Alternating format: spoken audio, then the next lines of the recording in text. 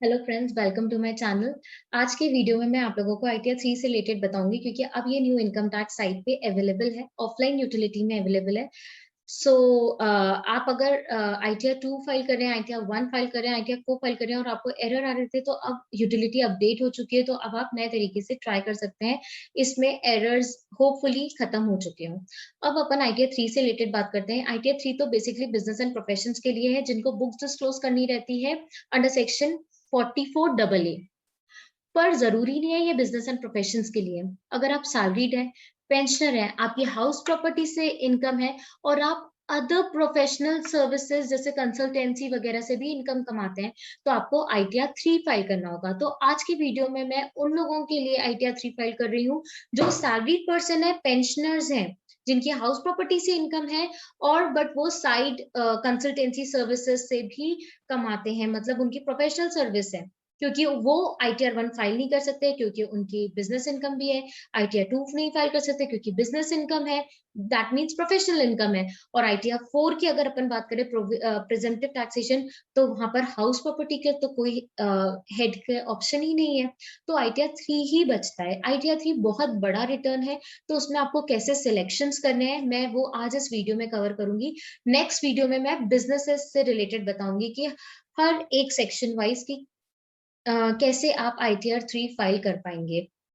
तो आइए अपन income tax portal पे चलते हैं। उससे पहले मैं आप लोगों को कंप्यूटेशन बताती हूँ। कंप्यूटेशन में आपको फाइनेंशियल ईयर 2021 में यही करना है कि old regime and new regime से रिलेटेड आपको पहले कैलकुलेट करके देखना है which is more beneficial, and then ही आप रिटर्न फाइल करना चालू करें। तो इन दिस केस सैलरी मतलब पेंशन से रिलेटेड इनकम है, एंड इनकी अदर सोर्सेस से इनकम है सेविंग की। बिजनेस एंड प्रोफेशन में प्रोफेशनल फीस है, दैट मीन्स कंसल्टेंसी फीस है, एंड हाउस प्रॉपर्टी है मोर देन 1। तो एक आपने कंप्यूटेशन बना लिया। अब मैं आपको साइट पे ले चलती हूँ, इनकम टैक्स साइट पे। तो इनकम टैक्स साइट पे जैसे ही आप लॉग इन करेंगे, देन आपको ई फाइल में इनकम टैक्स रिटर्न में जाना है, फाइल इनकम टैक्स रिटर्न में जाना है। बट उससे पहले आपको यूटिलिटी डाउनलोड करनी है। तो आप यहाँ से डाउनलोड प्रीफिल्ड यूटिलिटी तो कर ही सकते हैं। अगर वहां जाके आप नहीं करना चाहते तो आप फाइल इनकम टैक्स रिटर्न पे जाएं। वहां आपको असेसमेंट ईयर सिलेक्ट करना है, कंटिन्यू करें, ऑफलाइन पे क्लिक करें क्योंकि अभी आईटीआर 3 ऑफलाइन मोड पे ही अवेलेबल है। वहां आप सेक्शन सिलेक्ट करें, किस सेक्शन में आप रिटर्न फाइल करें, दैट इज ओरिजिनल रिटर्न है तो section 139 sub section 1। And what is the ITR type, that is ITR 3। और प्रोसीड करेंगे तो आपको यहाँ पर ऑफलाइन यूटिलिटी भी अवेलेबल है, आप यहाँ से डाउनलोड कर लें। प्रीफिल डेटा आपको यही अवेलेबल है, आप डाउनलोड कर सकते हैं प्रीफिल डेटा भी यहाँ से। एंड जब आप ये यूटिलिटी कंप्लीट कर लेंगे तो आपको थर्ड ऑप्शन पे जाके अटैच करना है एंड अपलोड करना है। तो आइए मैं आपको अब यूटिलिटी में ले चलती हूँ।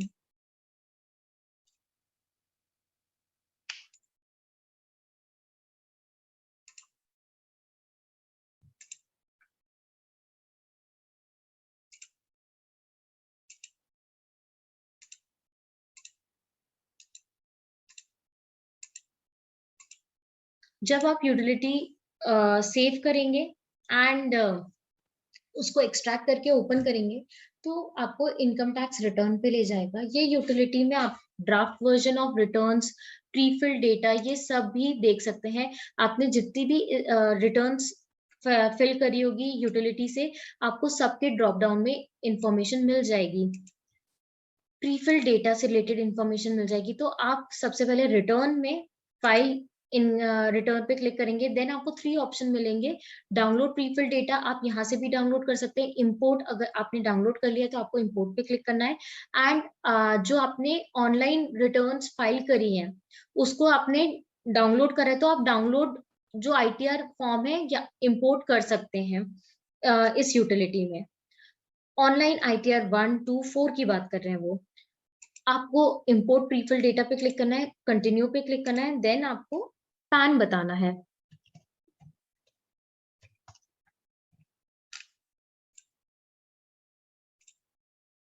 देन आपको इंपोर्ट करना है जहां पर आपने सेव करी है प्रीफिल डेटा, और फिर आप प्रोसीड पे क्लिक करें। प्रोसीड करने के बाद आपको PAN, name of the taxpayer, assessment year and imported date बता दी जाएगी। फाइल रिटर्न पे क्लिक करें, फिर आपको स्टेटस सिलेक्ट करना है, whether you are individual, HUF and other.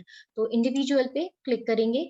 फिर आपको आईटीआर फॉर्म सिलेक्ट करना है कि आप कौन सा आईटीआर फॉर्म सिलेक्ट कर सकते हैं, क्योंकि ये एक कॉमन यूटिलिटी है फॉर आईटीआर 1, 2, 3, 4। तो आपको सिलेक्शन करना है। आईटीआर 3 में आपको बता दिया जाएगा कि ये इंडिविजुअल एचयूएफ के लिए है जिनकी इनकम है बिजनेस और प्रोफेशन से। तो प्रोसीड पे क्लिक करें, लेट्स गेट स्टार्टेड पे क्लिक करें, एंड देन आपको रीजन सिलेक्ट करना है कि आप क्यों रिटर्न फाइल कर रहे हैं, whether you have taxable income which is more than basic exemption limit, और you fall under the proviso 7th proviso to section 139(1), या अदर आपका कोई रीजन है। ये मैं अपने प्रीवियस वीडियोस में भी कवर कर चुकी हूँ। तो आप रीजन सिलेक्ट करेंगे, फिर आपको शेड्यूल सिलेक्ट करना है कि आपके लिए आप कौन कौन सा शेड्यूल सिलेक्ट करना चाहते हैं। तो अपने केस में एक तो सैलरी मतलब पेंशन से इनकम है, हाउस प्रॉपर्टी से रिलेटेड इनकम है, एंड अपने बिजनेस एंड प्रोफेशन से रिलेटेड इनकम है, जो कि सेक्शन 44 एडीए में है। ये इस वीडियो के थ्रू आप ये भी देख सकते हैं कि कौन कौन से पॉइंट्स है आपको जिसको ध्यान में रखना है, जैसे आपको डिफेक्टिव रिटर्न का नोटिस ना आए, क्योंकि जो लोग प्रिजम्पटिव टैक्सेशन का बेनिफिट लेते हैं, प्रिजम्पटिव टैक्सेशन के सेक्शन से 44 एडी, एडीए, ए और भी हैं, बट ये कॉमन सेक्शन है जो कि कॉमन लोग लेते हैं। अगर आपका बिजनेस है तो आपको 44 एडी लेना है, अगर आप प्रोफेशनल है तो आप 44 एडीए का बेनिफिट ले सकते हैं। प्रिजम्पटिव टैक्सेशन का मतलब आपको एक परसेंटेज से ही इनकम शो करनी है।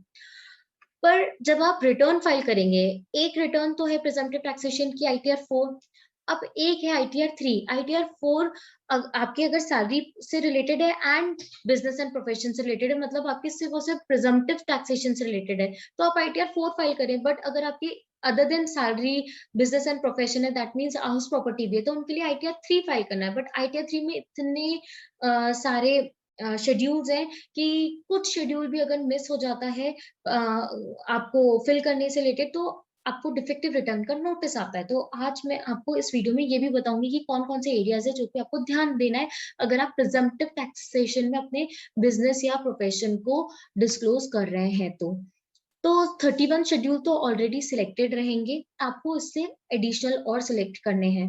जनरल में तो जनरल इन्फॉर्मेशन ऑलरेडी सिलेक्टेड है। आप जैसे इनकम में आएंगे तो इनकम में आप सैलरी सिलेक्ट करेंगे, हाउस प्रॉपर्टी सिलेक्ट करेंगे, कैपिटल गेन से रिलेटेड है तो आपको कैपिटल गेन से रिलेटेड सिलेक्शन करना है। अगर आपको कैपिटल गेन से रिलेटेड अलग वीडियो चाहिए तो मैं वो भी बना दूंगी, क्योंकि काफी लोगों को कैपिटल गेन में भी डाउट है कि अगर उनके म्यूचुअल फंड्स आप उनने बेचे हैं, एसटीटी पेड नहीं है, तो आपको अगर डिटेल वीडियो चाहिए तो आप मुझे कमेंट सेक्शन पे बता सकते हैं। फिर उसके बाद आप अदर सोर्सेस सिलेक्ट करेंगे। क्लबिंग इनकम है तो क्लबिंग आप सिलेक्ट करें। मैं अपने नेक्स्ट वीडियो में ये सारे शेड्यूल्स को एक एक करके एक्सप्लेन करूंगी, बट अभी मैं सिर्फ उनके लिए बना रही हूँ जो कि पेंशनर्स हैं या उनकी सैलरीड इनकम है, पर वो उनकी बिजनेस एंड प्रोफेशन से भी इनकम है। फिर आप इसके बाद आपके पास बहुत सारे शेड्यूल आएंगे, बट आपको इनमें से सिर्फ और सिर्फ salary, house property and other sources he select करना है। कैपिटल गेन आप सिलेक्ट कर सकते हैं अगर आपकी कैपिटल गेन की इनकम भी है। ये तो हो गया इनकम से रिलेटेड। फिर बिजनेस में वो नेचर ऑफ बिजनेस आपको सिलेक्ट करना है, शेड्यूल बैलेंस शीट का करना है। मैन्युफैक्चरिंग आपको नहीं करना है, बट आई गेस ये कंपलसरी है। प्रॉफिट एंड लॉस अकाउंट आपको सिलेक्ट करना है, वो कंपलसरी में ही आएगा। अदर इंफॉर्मेशन आप नहीं सिलेक्ट करें, क्योंकि जितनी कम आप सिलेक्शन करेंगे उतना ही आपके लिए ठीक है, क्योंकि काफी शेड्यूल्स हैं जो आप थोड़े कंफ्यूज हो जाएंगे। डिप्रिसिएशन तभी करें जब आपके पास डिप्रिसिएशन हो। अभी हम प्रिजम्पटिव टैक्सेशन में फाइल कर रहे हैं तो डिप्रिसिएशन का कोई मतलब नहीं है। डिडक्शन की बात करें तो डिडक्शंस आपके जो भी एप्लीकेबल हैं, 80G आप यहीं से डिडक्शन से शेड्यूल सिलेक्ट करें, 80D है तो 80D करें, 80C है तो वो आपका ऑलरेडी सिलेक्टेड होगा चैप्टर 6A में। फिर टैक्सेस से रिलेटेड बात करें तो अगर आपके टीडीएस से रिलेटेड है तो आप टीडीएस का करें, अगर आपने एडवांस टैक्स जमा किया तो एडवांस टैक्स का आप सिलेक्शन करें। बाकी part B TI and part B TTI तो कंपलसरी है। अदर्स में बात करें तो carry forward losses, current year के ब्रॉड फॉरवर्ड लॉसेस, ये सब कंपलसरी है, ये ऑलरेडी सिलेक्टेड है, ये भी ऑलरेडी सिलेक्टेड है। फॉरेन एसेट से मुझे कोई मतलब नहीं है अभी, तो मैं वो नहीं सिलेक्ट करूंगी। तो ऐसे करके मैं कंटिन्यू पे क्लिक करूंगी। देन आपको वो शेड्यूल्स बताएगा आपने कितने सिलेक्ट करे हैं। देन आप कंटिन्यू पे क्लिक करें। फिर आपसे वो न्यू टैक्स रेजिम का क्वेश्चन पूछेगा कि आप न्यू टैक्स रेजिम ऑप्ट करना चाहते हैं या नहीं। तो मैं नो कर रही हूँ क्योंकि वो मेरे लिए बेनिफिशियल नहीं है। इसके बाद आपको सैलरी एग्जाम्पशन से रिलेटेड काफी क्वेश्चंस पूछे जाएंगे। अगर आप पेंशनर हैं एंड आपको अरियर्स मिले हैं लीव एनकैशमेंट के, तो वो एग्जेम्प्ट है, या आपके सैलरी में लीव एनकैशमेंट है तो वो भी एग्जेम्प्ट है टोटली। तो वो मैं आपको बताती हूँ आप कैसे उसको फिल कर सकते हैं। आपके अगर जो भी रिस्पेक्टिव डिडक्शंस हैं अगर हैं तो आप यस करें, या फिर आप उसको नो कर सकते हैं। तो अभी मेरे केस में परक्विसिट्स नहीं है, allowances of benefit not in nature of perquisites, फिर हाउस रेंट अलाउंस नहीं है, लीव ट्रैवल अलाउंस नहीं है। अगर आपके केस में है तो आप यस करके बिल्कुल उसको मेंशन कर सकते हैं। कोई अदर एग्जाम्पशन है तो आप यस करके उसको डिटेल बता दें। फिर डिडक्शन से रिलेटेड अगर आपने डोनेशन दिया है तो आप यस करें। आपका साइंटिफिक रिसर्च या रूरल डेवलपमेंट में डिडक्शन है तो आप उसको यस करके बताएं। 80GG का क्लेम ले रहे हैं तो आप यस करें। आप एटीसी से रिलेटेड है तो एटीसी में ऑलरेडी वो फिगर बता रहा है मैक्सिमम, क्योंकि 1,50,000 है, यस करें। फिर अगर आपने कंट्रीब्यूशन टू पेंशन स्कीम में कंट्रीब्यूट किया है तो आप उसमें डिडक्शन बताएं। मेडिकल इंश्योरेंस प्रीमियम पे किया है तो आप उसको बताएं।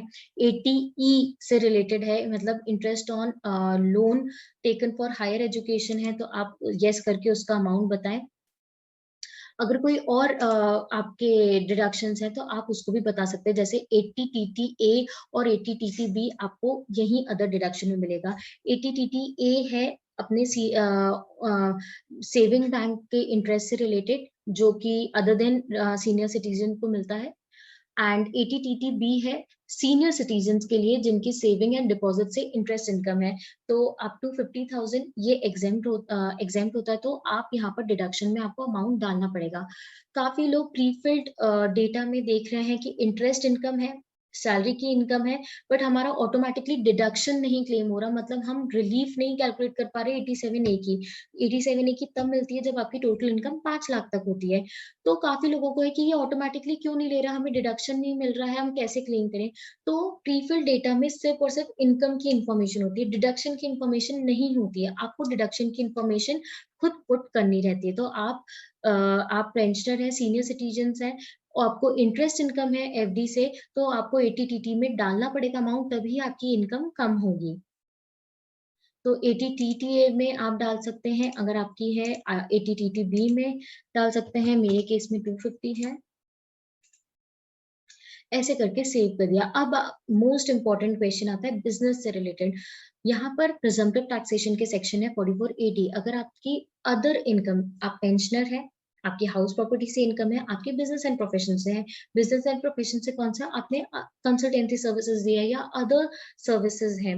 तो अब अगर बिजनेस से रिलेटेड है आपकी इनकम तो आप 44AD में क्लेम करेंगे प्रिजम्पटिव टैक्सेशन की बेनिफिट। बट अगर आप प्रोफेशनल इनकम लिए हैं तो आपको मिली है तो आपको 44ADA का बेनिफिट लेना है, तो आपको 44AD में यस करना है। फिर उसके बाद अगर 44A गुड्स कैरेज बिजनेस के लिए है तो आपको उसको नो करना है। 35AD में भी नो करना है और आपको कंटिन्यू करना है। अब आपका पूरा जो रिटर्न है वो ओपन हो जाएगा। इसमें सबसे पहले जनरल इंफॉर्मेशन है। जनरल में आप क्लिक करेंगे, पर्सनल इंफॉर्मेशन आप वेरीफाई करेंगे। देन आपको कॉन्टैक्ट डिटेल्स वेरीफाई करनी है। फिर फाइलिंग सेक्शन सिलेक्ट करना है। 115 BAC अपन पहले ही नो कर चुके थे। रेसिडेंशियल स्टेटस सिलेक्ट करना है, आप रेसिडेंट है, नॉन रेसिडेंट है एंड क्यों है। फिर उसके बाद जो जितने क्वेश्चंस हैं, आप 115H का बेनिफिट ले रहे हैं, ये रेसिडेंट के लिए एप्लीकेबल है। आप अगर इंटरनेशनल फाइनेंशियल सर्विस सेंटर में लोकेटेड हैं तो आपको यस करके बताना है या नो। आप अगर रिप्रेजेंटेटिव असेसी हैं तो आपको यस करके इंफॉर्मेशन बतानी है, अदरवाइज नो। अगर आपकी डायरेक्टरशिप है, किसी कंपनी में आप डायरेक्टर हैं तो आपको यस करके फर्दर इंफॉर्मेशन डिस्क्लोज करनी है। अगर आप पार्टनर है किसी फर्म में तो आपको यस करके उस फर्म की डिटेल्स बतानी है। अगर आपने अनलिस्टेड इक्विटी शेयर्स हेल्ड करके रखे हैं तो आपको यस करके उसकी डिटेल्स भी बतानी है। देन आपको ऑडिट इंफॉर्मेशन बतानी, ये भी बहुत इंपॉर्टेंट सेक्शन है। फर्स्ट मैंने आपको बताया, सेकंड ये बताया। अगर आप इसका ध्यान रखेंगे तो आपको डिफेक्टिव रिटर्न का जो नोटिस है वो नहीं आएगा। 44 ए एप्लीकेबल है क्या बुक्स मेंटेन का, ये तब एप्लीकेबल नहीं होगा अगर आप प्रिजम्पटिव टैक्सेशन का बेनिफिट ले रहे हैं, तो आपको नो करना है यहाँ पर। फिर उसके बाद वो पूछता है कि आपकी इनकम क्या 44 एडी या एडीए, मतलब ये प्रिजम्पटिव टैक्सेशन की जो सेक्शन है इसमें आप डिक्लेयर कर रहे हैं।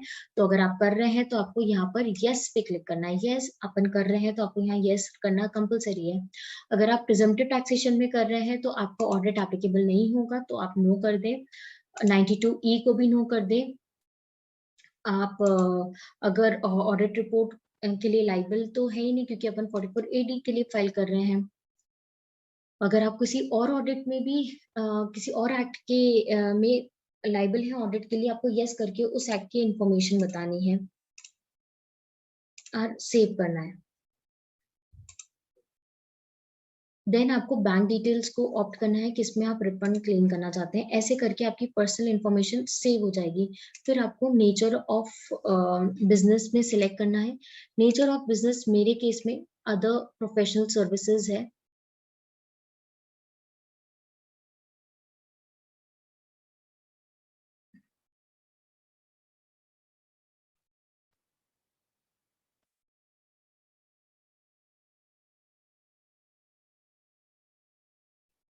यहाँ आपको लिस्ट मिलेगी बिजनेस एंड प्रोफेशंस दोनों से रिलेटेड।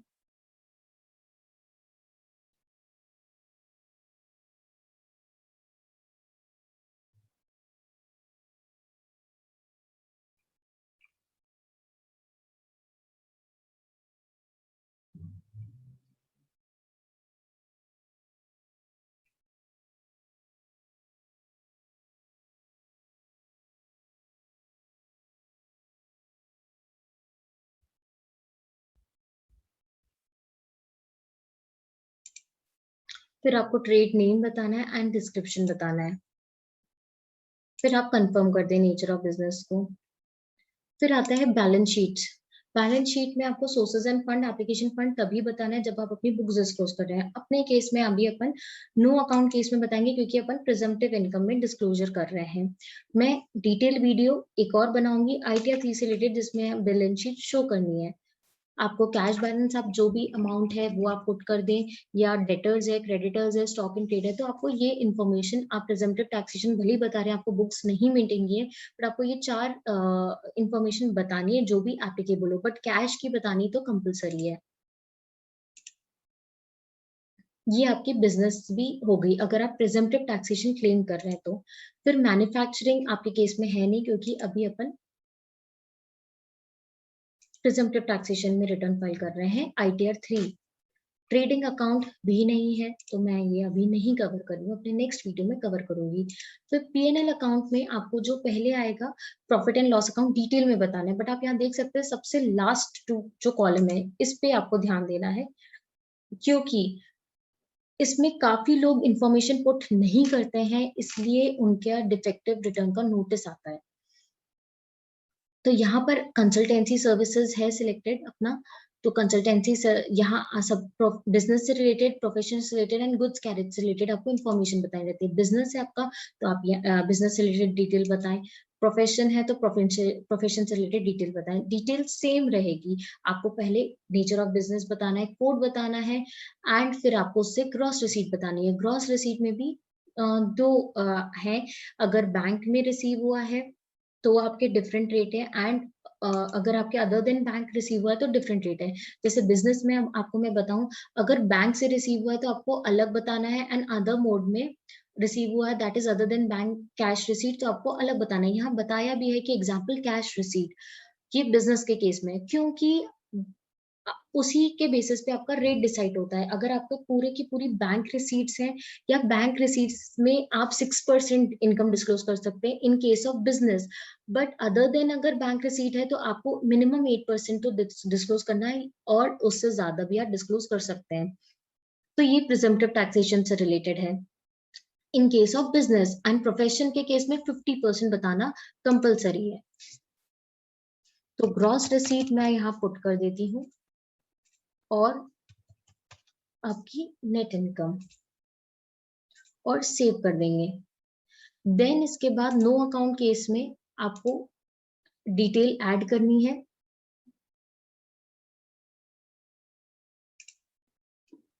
सबसे पहले बैंक में कितना आया,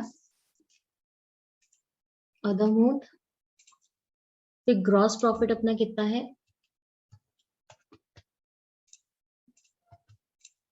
एंड आप ऐड कर देंगे। तो ऐसे अपन ने नो अकाउंट केस में और प्रिजम्पटिव इनकम में दोनों में आप बता दिया और आप कंफर्म कर देंगे।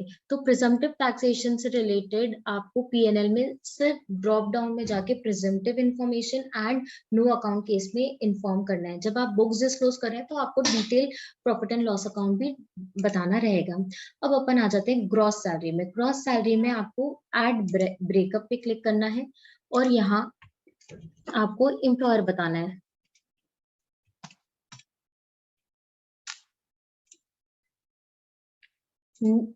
नेचर ऑफ एम्प्लॉयमेंट बताना है। नेचर ऑफ एम्प्लॉयर का क्या स्टेटस है, सेंट्रल गवर्नमेंट है, स्टेट गवर्नमेंट है, पीएसयू है, पेंशनर है या अदर है। तो यहाँ पर पेंशनर है अपने केस में। फिर उसके बाद सैलरी एज पर सेक्शन 71 क्या है, तो आपको यहाँ पर पेंशन से रिलेटेड करना है, एन्युटी पेंशन।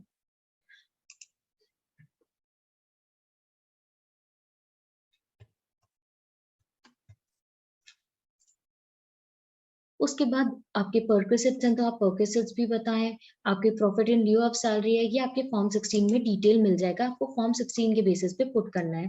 देन आपको अगर डिडक्शंस है अलाउंस अंडर सेक्शन 10 तो आपको वो बताना है। जैसे कि अभी अरियर्स अगर आपको मिले हैं लीव इनकैशमेंट से रिलेटेड तो आपको अर्न लीव इनकैशमेंट एग्जाम्प्ट रहता है सेक्शन 10A में।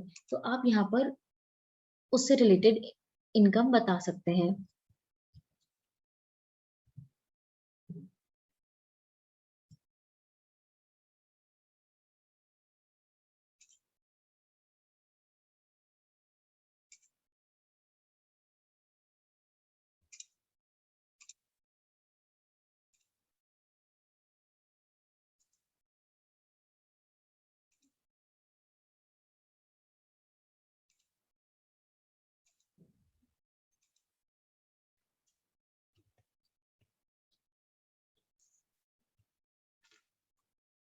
एंड आप सेव कर दें। इसके बाद जो आपकी नेट इनकम है वो आफ्टर डिडक्शन अंडर सेक्शन 16 आ जाएगी और आप कंफर्म कर दे। तो ऐसे आप सैलरी की इनकम भी सेव कर सकते हैं। फिर हाउस प्रॉपर्टी से रिलेटेड डिटेल आपको ऐड करना है।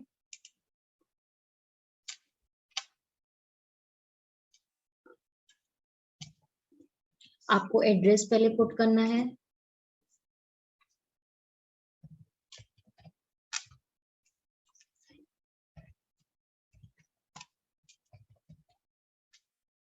स्टेट बताना है।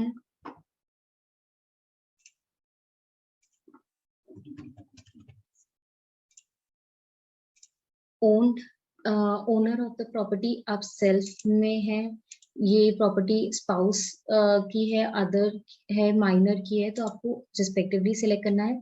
ओन्ड है, यस या नो है। अगर यस है तो आपको फिर परसेंटेज मेंशन करना है। Type of house property self occupied है, लेट आउट है, डीम लेट आउट है, तो आपको लेट आउट पे क्लिक करना है। टेनेंट का नाम बताना है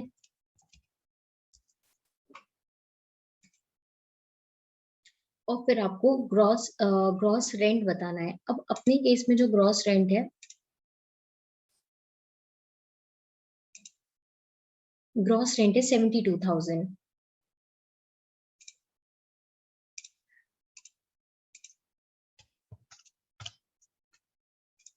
और अगर जो रेंट नहीं मिला है तो आप उसको भी मेंशन कर सकते हैं यहाँ। और लोकल अथॉरिटी आपने म्युनिसिपल टैक्स कितना पे किया है, 3213 इन माय केस।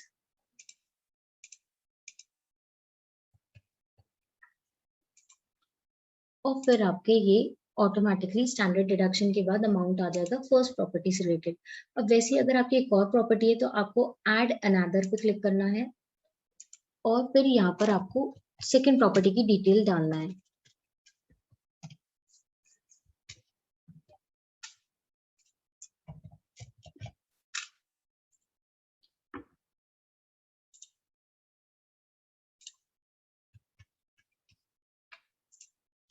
ओन है, सेल्फ, कोन है तो आपको परसेंटेज मेंशन करना है, टाइप लेट आउट है, देन आपको टेनेंट का नाम बताना है एंड आपको रेंट अमाउंट डालना है। अब सेकंड प्रॉपर्टी से रिलेटेड जो रेंट अमाउंट है 1,80,000 है और जो म्युनिसिपल टैक्स है 2761 है।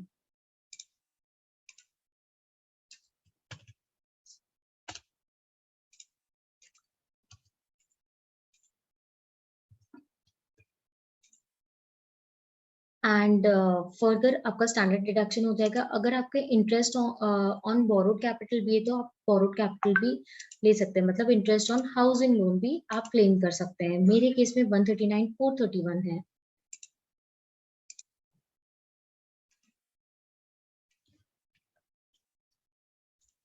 तो जो आपके लॉस है, मेरे केस में लॉस आ गया है सेकेंड हाउस प्रॉपर्टी से थे, बट फर्स्ट प्रॉपर्टी में मेरा इनकम था। तो दोनों सेट ऑफ करने के बाद जो फाइनल है वो इनकम फ्रॉम हाउस प्रॉपर्टी में टैक्सेबल हो जाएगा, जो कि 32,787 है। ऐसे आपकी सैलरी इनकम भी हो गई। अब अपन बिजनेस एंड प्रोफेशन में वेरीफाई कर लेते हैं जो अपन ने अमाउंट डाला था वो कैसे शो हो रहा है। तो अपने केस में जो अमाउंट है वो 2,42,000 शो हो रहा है।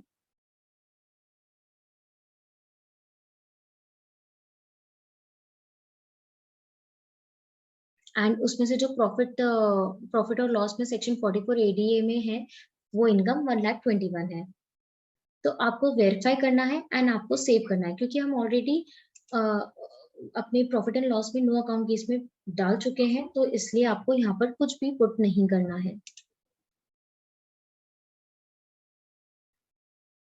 फिर आपको अदर सोर्सेस से रिलेटेड इंफॉर्मेशन डालनी है, अगर आपकी सेविंग इनकम है या एफडी इनकम है।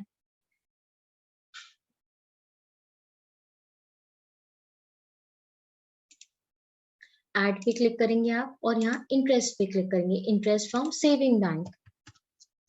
मैंने 250 का बेनिफिट लिया था अपने सेक्शन 80 टीटीबी में, तो मैं यहाँ पर उसका बेनिफिट, उस इनकम को टैक्सेबल भी करूंगी।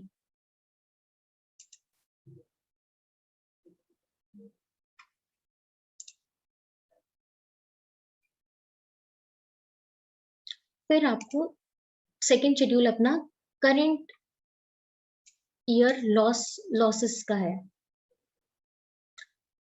यहाँ पर आपको करेंट ईयर लॉसेस का सेट ऑफ शेड्यूल मिलेगा। यहाँ पर सबसे पहले इंटरहेड जो लॉसेस है वो सेट ऑफ होके बताएंगे, फिर इंट्रा जो अपने इंटरहेड है वो सेट ऑफ होंगे।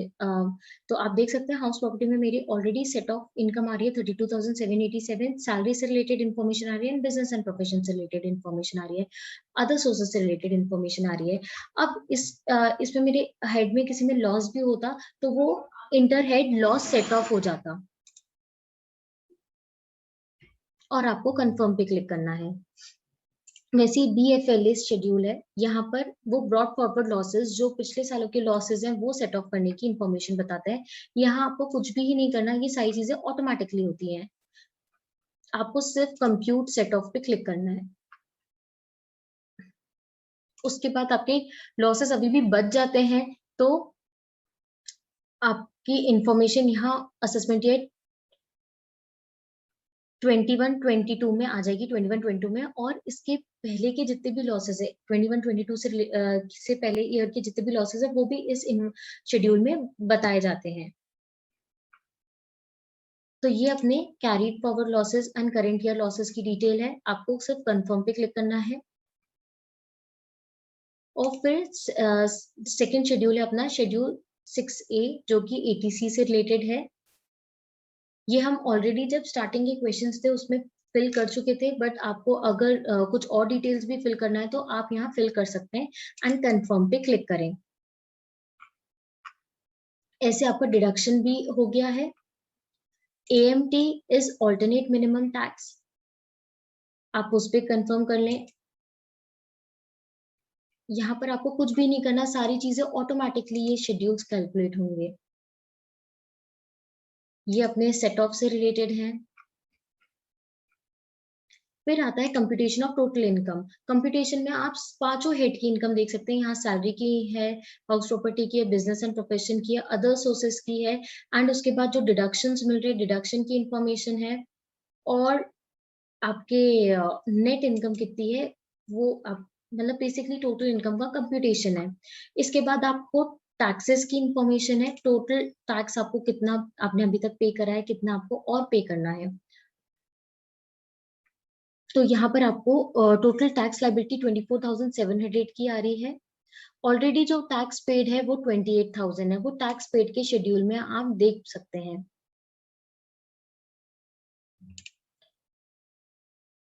टैक्स पेड के शेड्यूल में आपके जो टीडीएस है वो रिफ्लेक्ट करेंगे, TDS other than salary reflect करेंगे, टीसीएस रिफ्लेक्ट करेंगे, एडवांस टैक्स की डिटेल रिफ्लेक्ट करेगी। ये सब प्रीफिल डेटा से ऑटोमेटिकली आया है, आप देख सकते हैं ये मैंने नहीं भरा है। और आपको कंफर्म पे क्लिक करना है, वेरीफाई करना है, अगर कोई डिटेल नहीं दिख रही है तो आपको फिल करना है। ऐसे आपको नेट पेबल या रिफंडेबल इंफॉर्मेशन आ जाएगी। और उसके बाद आपको last question, do you at any time during the previous year, आपने फॉरेन में आपके अकाउंट है या कुछ एसेट्स है तो आपको यहाँ यस करना है, अदरवाइज नो करके प्रीव्यू रिटर्न पे क्लिक करना है। और आप एक बार इसको प्रीव्यू भी कर सकते हैं कि आपके सिलेक्शंस कैसे हैं, कुछ इसमें एरर तो नहीं आ रहा, और फिर आप नेक्स्ट करके प्लीज बताएंगे, वेरीफाई पे क्लिक करेंगे एंड प्रोसीड टू वैलिडेशन पे क्लिक करके इसको वैलिडेट करके अपलोड कर देंगे। जो फाइल जनरेट होगी वो आपको इनकम टैक्स साइट पे, जो मैंने जब डाउनलोड करते टाइम आपको बताए थे, अटैच फाइल पे क्लिक करके जेसन फाइल को अपलोड करना है और प्रोसीड टू वेरिफिकेशन पे क्लिक करना है। तो ऐसे आप ITR 3 उन लोगों के लिए जिनकी बिजनेस एंड प्रोफेशन से इनकम नहीं है, बेसिकली इनकम नहीं है, बट वो सैलरीड है, पेंशनर है, बट वो अदर प्रोफेशनल सर्विसेज जैसे कंसल्टेंसी सर्विसेज से इनकम कमाते, तो वो ITR 3 कैसे फाइल करें। अगर आपको अरियर्स मिले हैं, लीव इन कैशमेंट से रिलेटेड मिले हैं, तो आप आपके लिए एग्जाम्प्ट है, आप उसको कैसे शो करेंगे। और आपके प्रीफिल डेटा में जो इंटरेस्ट और FD रिसीव हो रहा है, आप उससे रिलेटेड जो डिडक्शन है वो कहाँ क्लेम करेंगे, ये सारी चीजें मैंने इस रिटर्न में बताई है। ITR 3 में आप कैसे उसको फिल करके अपलोड कर सकते हैं। अब मैं नेक्स्ट वीडियो में आप लोगों को डिटेल ITR 3 समझाऊंगी शेड्यूल वाइज। तो तब तक के लिए आप प्लीज मेरे चैनल को सब्सक्राइब करें, मेरे वीडियो को लाइक करें। Thank you.